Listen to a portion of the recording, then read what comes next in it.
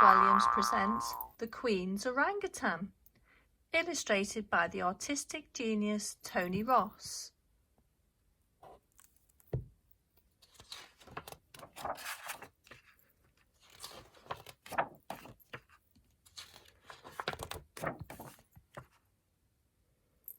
The Queen was trapped in a palace full of stuff. Mountains and mountains of old stuff. Every night she would dream of escaping. The Queen had so much stuff that when it was her birthday, no one had a clue what to give her. But this year she knew exactly what she wanted. A solid gold diamond encrusted stair lift? Guessed the prince. No, snapped the Queen. Guess again. A great big bottle of brandy? Hiccuped a red-nosed duke. No, said the Queen in a telling-off tone he had heard many times before. A set of porcelain thimbles, hand-painted with all the flags of the Commonwealth nations, guessed the royal baby. No, replied the Queen. Well, what then? For one's birthday, one would very much like, announced the Queen, one's own orangutan. A shocked silence descended. Before the Duke raged, You want a giant monkey? Orangutans are not monkeys, they are apes, corrected the Queen. You want a giant ape? Yes.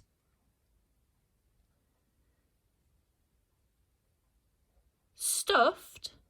No, a live one, please, she replied, before returning to her roast beef. Thank you so much. Finally, the royal baby spoke up for the whole family. Great-grandmama, Mama. Now, why on earth do you want a big, beastly orangutan? To be my new butler, of course, the Queen announced. The next morning, the entire royal household gathered together to celebrate. Happy birthday! A gigantic cake the size of a paddling pool was wheeled in.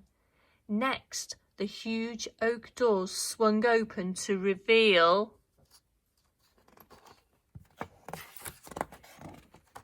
an orangutan. The great ape lolloped in, clambered up the silk curtains before leaping onto a swinging chandelier.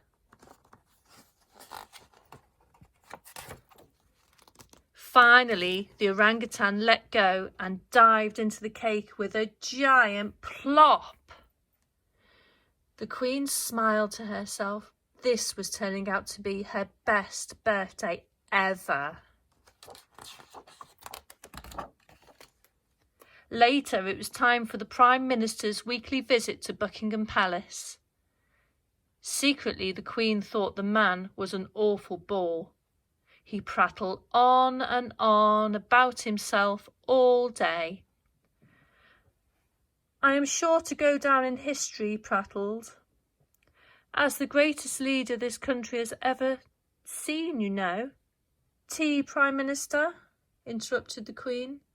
On and on and on he prattled as the Queen's new butler wheeled in the tea trolley. The orangutan then proceeded to slurp some tea from the pot before emptying it over the Prime Minister's head. Milk and 2 sugars, is it? Said the Queen.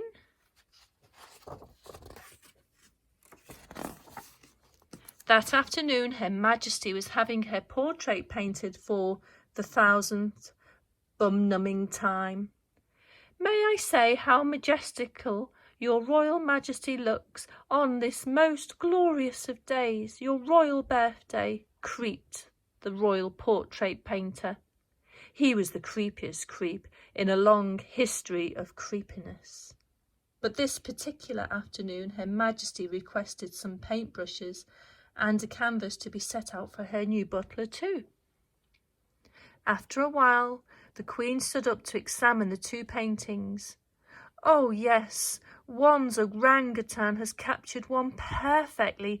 Let's hang this one in the grand banquet hall."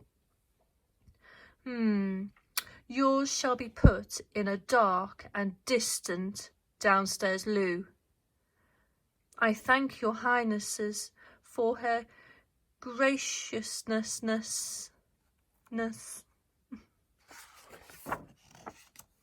That very night the Queen had to host yet another boring banquet at Buckingham Palace for all the leaders of the world. The Queen had to sit next to the President of the United States of America. Her Majesty found the little man an enormous pain in the bottom. For a start, whatever delicious dishes the Queen served, the President always demanded a portion of fries on the side, even with his pudding. But tonight Her Majesty knew just what to do to liven things up. She arranged for her new butler to join in the after-dinner entertainment.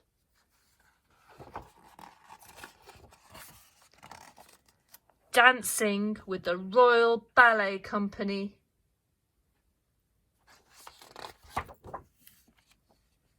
The next morning, the maid brought the Queen her breakfast on a silver tray, as she always did. "Good morning, Your Majesty," she chirped as she opened the huge velvet curtains. Except it wasn't the Queen in bed. Oh no! "Ah!" screamed the maid. It was the orangutan.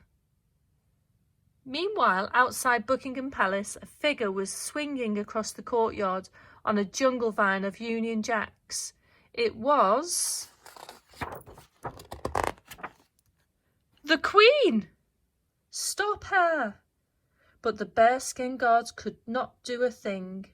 The Queen was free. All the Queen left behind was a letter. "I hereby decree that my orangutan butler should be made king, and should be in charge of everything henceforth herewith. Goodbye for ever. Signed, Her Royal Highness."